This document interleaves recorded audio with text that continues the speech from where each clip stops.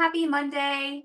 I just wanted to take some time today to go over a question that I have been getting a lot lately as we're approaching the end of the year. And that is regarding your evaluation of the escrow on a Subto before you buy it. And where this comes in really important is that a lot of Subto buyers actually believe that their principal and interest payments, their pity, is going to remain the same after they close. And as we approach the end of the year, a lot of mortgage companies are actually going to be doing escrow analysis, and they're going to be adjusting everyone's escrow payments, which will adjust the monthly mortgage payment.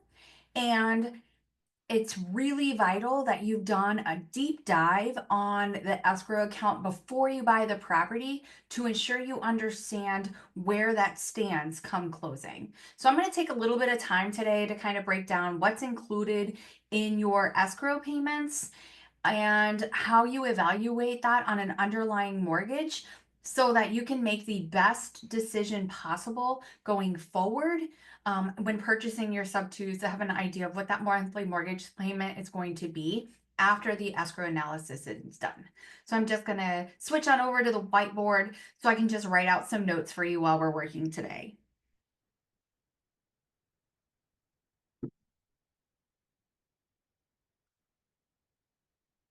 All right, fantastic. So just to start off, this escrow account, for clarity's sake, is actually very different than escrow when it comes to title. So when it comes to title, escrow is kind of a loose translation of savings.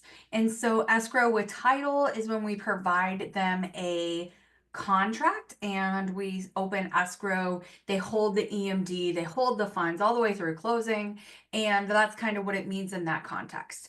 For this context, escrow is actually going to be your tax and insurance kind of savings account for your properties.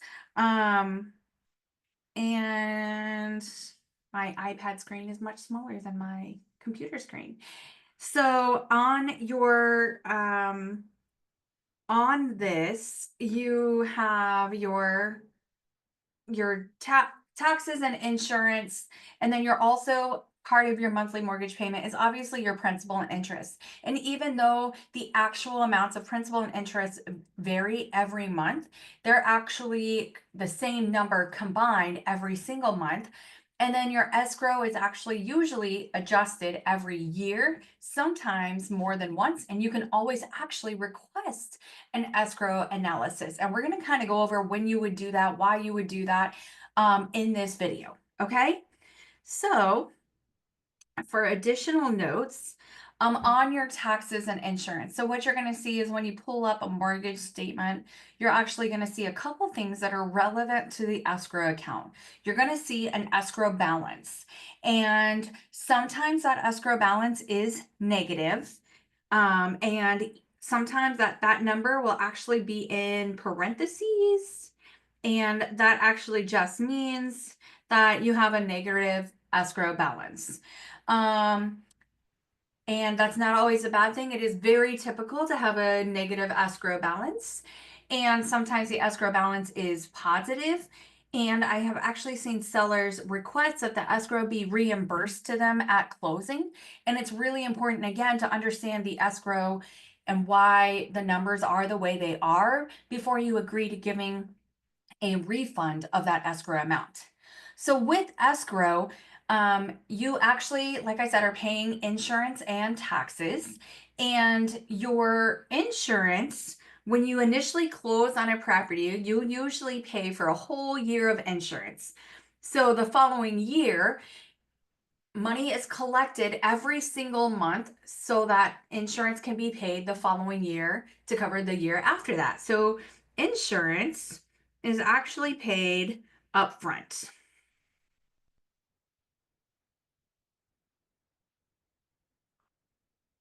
All right. And then you're going to have your taxes, which are usually collected and then paid. And sometimes title will, oftentimes, will collect as appropriate at closing to ensure if the tax period is close that they can go ahead and pay those taxes. But when you're buying a sub two, most times title does not collect the taxes because the escrow account has been collecting money from the seller every single month to pay the taxes. And so your taxes are paid behind. So you would pay into your taxes escrow for them to follow up and actually pay the taxes. Um, okay. So when you're evaluating your properties, oh, I stole that letter. When you're evaluating your properties, you're actually going to look at your first, you want to look at what your payments would be. So what we found recently is that sometimes there's situations that sellers are actually not paying any taxes. And so the easiest way for us to understand what the seller is currently paying is that we pull the most recent tax statement from the county website and evaluate that. We do this for a lot of reasons. We want to evaluate to ensure to see what the property is currently being valued at so that we know what the taxes are being paid off of that. It's also really important to note that some states, when an LLC buys the property, there's actually a substantial increase to the property taxes versus if a homeowner does. Also, a lot of states, when you live in the house, you can get a homestead exemption, which reduces your property taxes. So this tax statement is really going to give you kind of an overview of what is going on that the seller has been paying for their taxes. And then 9 times out of 10, you're actually able to go onto the county website and put in your purchase price amount and figure out what your taxes are going to be. Again, you want to make sure that if you're using this as an investment property, that that state or county does not have varying regulation regarding the amount that is taxed. And you can just get that by actually calling the county. They'll be happy to share that with you. So once you understand what your tax amount is going to be, you're actually going to take that annual amount, you're going to divide it by 12, and you're going to multiply it by 13. Because in order to give you some wiggle room, escrow accounts tend to collect over the standard tax amount so that you try to not be negative that following year. And so that's kind of how you figure out what your monthly tax payment is going to be. And then you also want to do the same thing with insurance. And sometimes this can benefit you for insurance if the seller has a really high insurance payment versus what your insurance payment is going to be. It actually might cause a reduction in your insurance if your insurance is cheaper, because a lot of times sellers will have forced insurance. And that is just insurance that the mortgage company has required them to put in place because there's lapse. And sometimes that's as simple as they had to take action and they got 900 things from their insurance company in the mail and they thought it was junk and they threw it away. Very common situation that forced insurance is in place.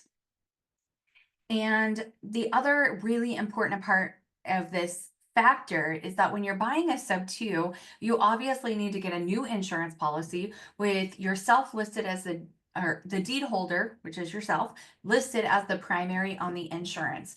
And if you pay for that year of insurance upfront, just like the seller did when they bought the property, that is not going to pull from your escrow account. You do not want it to pull from your escrow account because you do not want your escrow account to pay 2 insurances within the same year, because that's going to make your escrow account negative. And every time your escrow account is negative, you end up having to pay for that the following year. And you don't want to increase those monthly costs if you don't have to. So you evaluate your taxes and see if your taxes are going to increase or decrease. You evaluate your insurance to see if that's going to increase or decrease. Now, when you have figured this out, that does not mean that your escrow analysis is automatically going to change. What it does mean is it does mean that you're going to know what your potential PITI can be.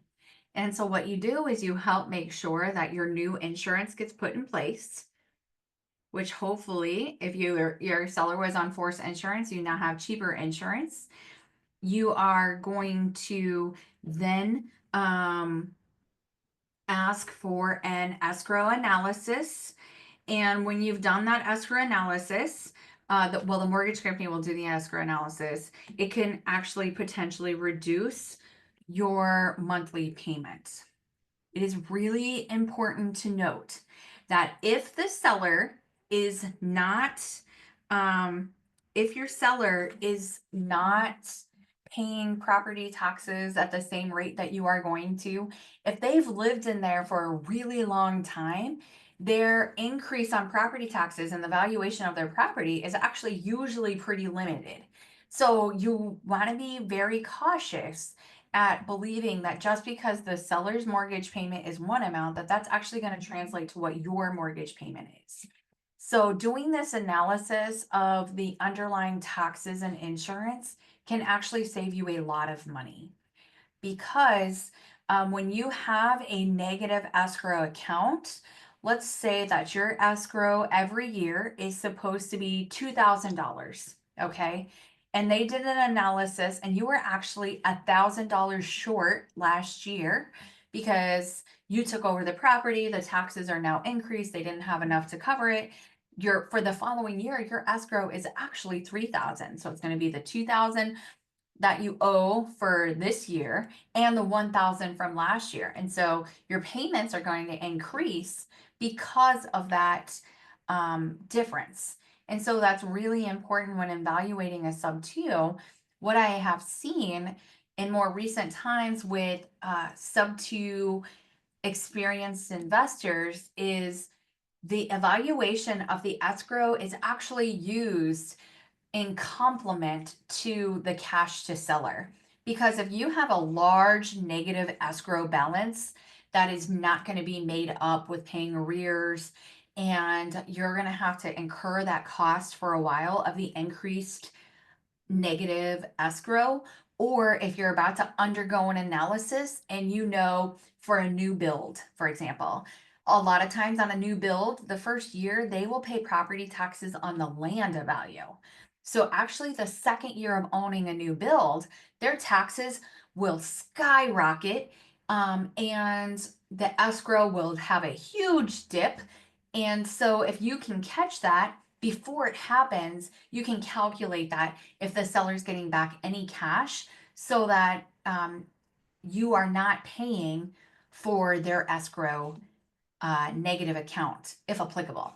Sometimes we're buying a Subto and that there's not a lot of numbers to work with, but this is a really strong consideration before you buy, because what I have found recently is that a lot of newer Subto investors are not understanding how the escrow works on the underlying mortgage, and they're getting really confused when they have a $400 increase the following year on their mortgage payment, and they thought that they were going to have this cash flow that they're just not right now.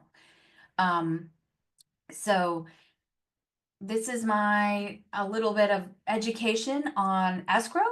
And if you have any questions and concerns, please, as always, reach out to me. I'll be happy to answer anything for you. Thank you and good luck with your Subtos.